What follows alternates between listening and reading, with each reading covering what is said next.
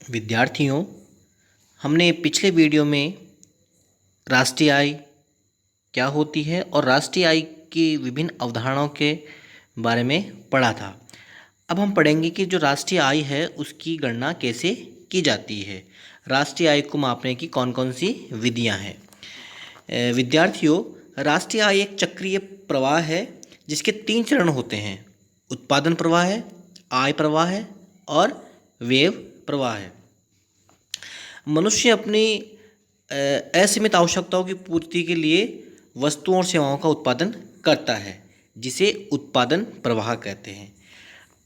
अब जो उत्पादन है वो उत्पादन के साधनों का प्रयोग करके उनका उत्पादन किया जाता है। तो जो उत्पादन के साधन हैं उनको भुगतान किया जाता है, तो यह आय प्रवाह कहलाता है। और जो उत्पादन के साधनों को जो आय प्राप्त हुई है वे अपनी आवश्यकताओं की पूर्ति के लिए विभिन्न वस्तुओं और सेवाओं पर व्यय कर देते हैं, इसे व्यय प्रवाह कहते हैं।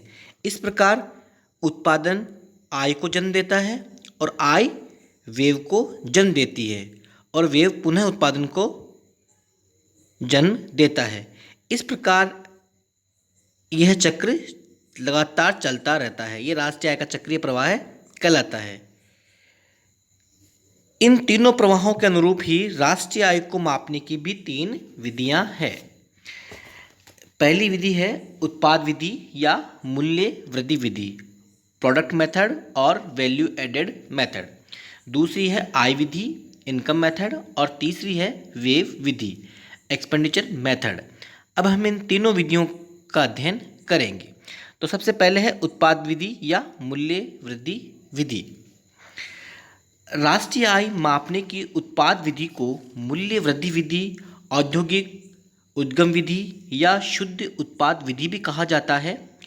उत्पाद विधि वह विधि है जो एक लेखा वर्ष में देश की घरेलू सीमा के अंतर्गत प्रत्येक उत्पादक उद्यम के उत्पादन में योगदान की गणना करके राष्ट्रीय आय को मापती है। तो जो मूल्य वृद्धि है वो उत्पाद का मूल्य और मध्यवर्ती उपभोग, इन दोनों का अंतर होती है। अब उत्पाद का मूल्य है वो क्या होता है?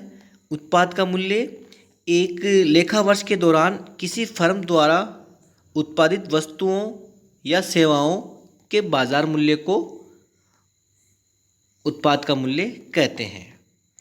अगर मान लो कि वर्ष के दौरान जितना भी उत्पादन हुआ है सबका सब अगर बिक जाता है तो उत्पाद का मूल्य बिक्री दोनों बराबर होंगे।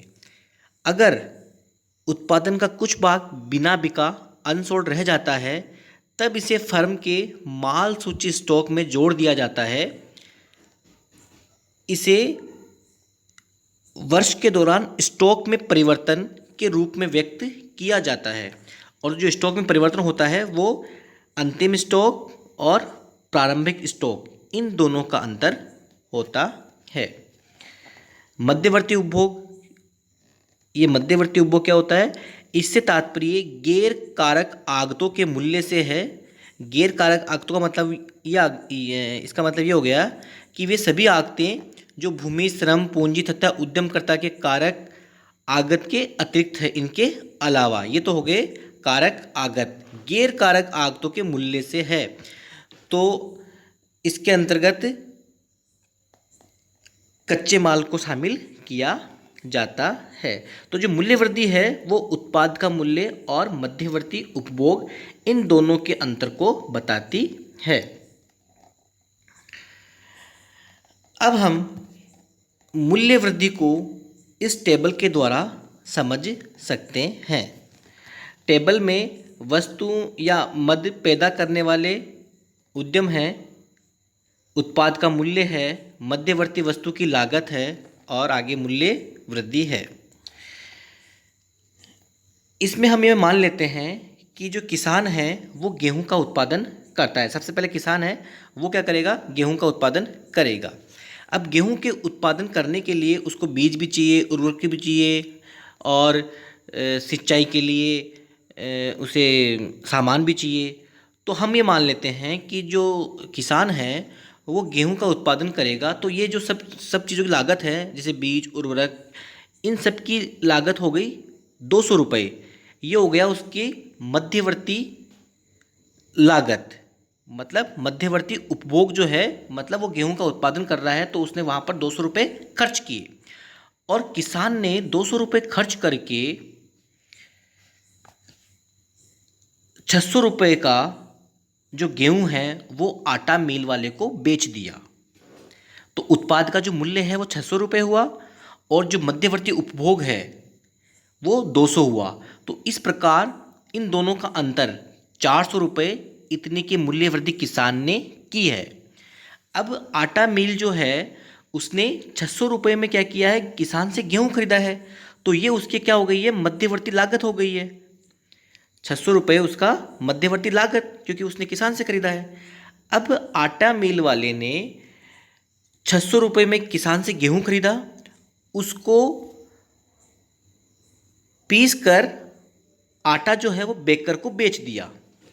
उसने बेकर को 600 रुपये में आटा गेहूं खरीदा और 800 रुपये में उसको पीस कर आटा किसको बेच दिया, बेकर को बेच दिया। इस प्रकार से जो आटा मिल वाला है उसने 200 रुपये की मूल्य वृद्धि इसमें की है।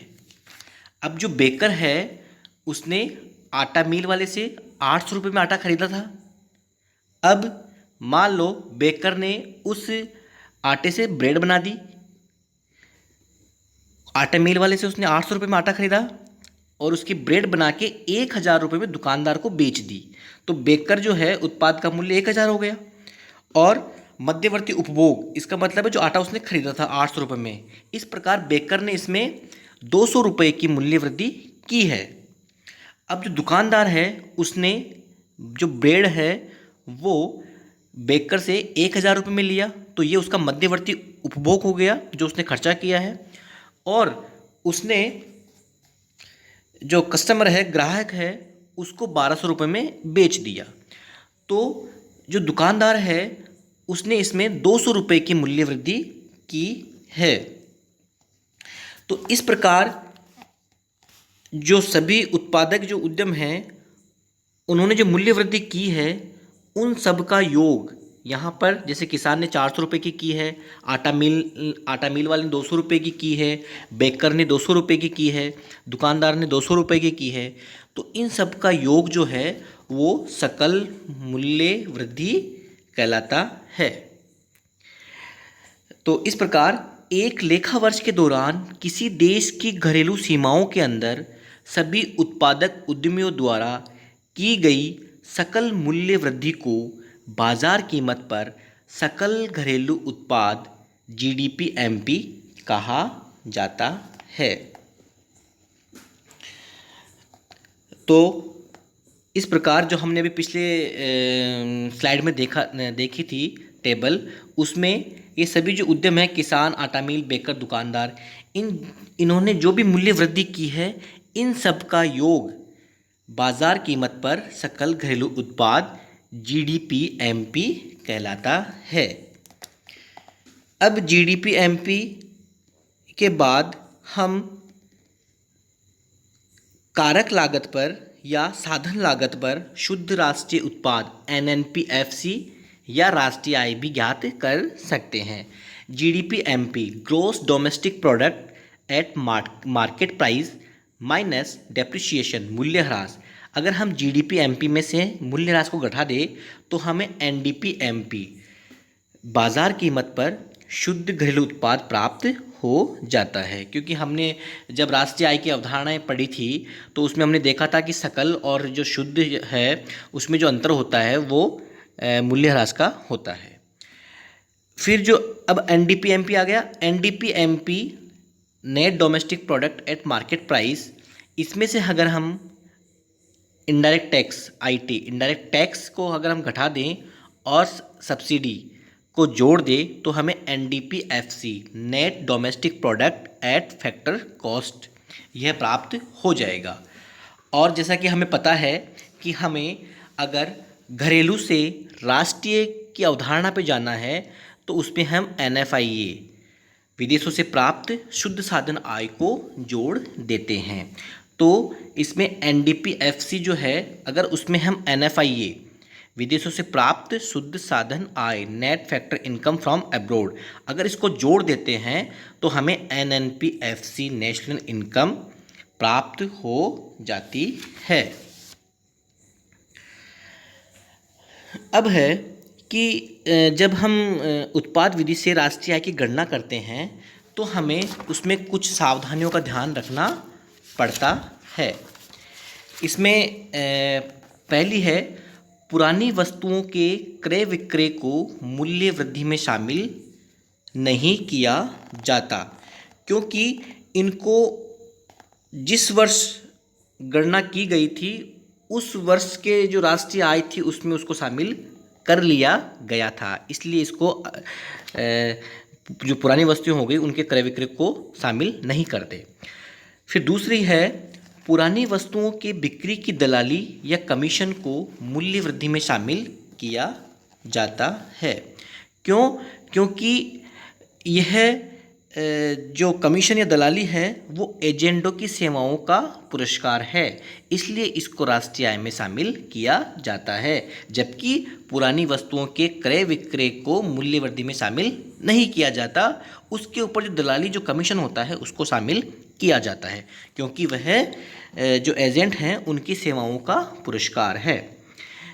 इसमें तीसरा पॉइंट है, सभी उत्पादक इकाइयों द्वारा किए गए स्वलेखा उत्पादन को मूल्य वृद्धि में शामिल किया जाता है, क्योंकि यह स्वयं जो उपभोग करते हैं उसी प्रकार से है जिस प्रकार से बाज़ार में बिक्री के लिए हम उसको बेचते हैं। तो इन्हें बाज़ार में बेचा नहीं जाता है, इसलिए उनका अनुमानित मूल्य राष्ट्रीय आय में इंक्लूड कर लिया जाता है।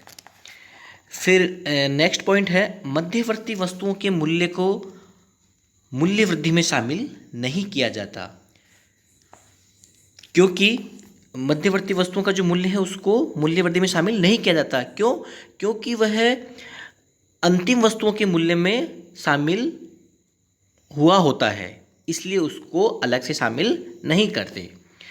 फिर अगला पॉइंट है, स्वयं उपभोग के लिए उत्पादन का आरोपित मूल्य शामिल किया जाता है। अगर उत्पादन का कुछ हिस्सा स्वयं उपभोग के लिए रख लिया जाता है तो उसका जो भी अनुमानित मूल्य है उसको राष्ट्रीय आय में शामिल किया जाता है।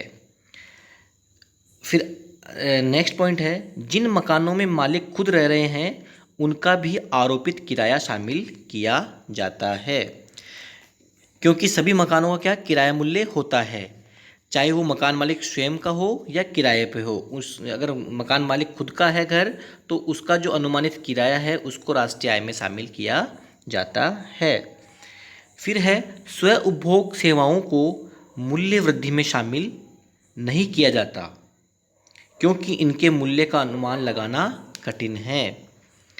जैसे गृहिणियों की सेवाओं का मूल्य, अगर हमारे घर पे कोई महिलाएं काम करती है तो उनकी जो सेवाओं का मूल्य है उसको राष्ट्रीय आय में शामिल नहीं किया जाता, क्योंकि इनके मूल्य का जो अनुमान है वो लगाना कठिन है। अगला पॉइंट है, दोहरी गणना की समस्या से बचने के लिए अंतिम उत्पाद का मौद्रिक मूल्य शामिल किया जाता है। तो राष्ट्रीय आय में अगर दोहरी गणना से बचना है तो हमें अंतिम उत्पाद का मूल्य ही शामिल किया जाता है। मध्यवर्ती वस्तुओं को उसमें मध्यवर्ती वस्तुओं का मूल्य को शामिल नहीं करते, क्योंकि वह जो उत्पाद का जो अंतिम मूल्य है उसमें वो ऑलरेडी इंक्लूड हो रखा होता है। इसलिए दोहरी गणना से बचने के लिए केवल अंतिम उत्पाद का मूल्य ही इसमें शामिल किया जाता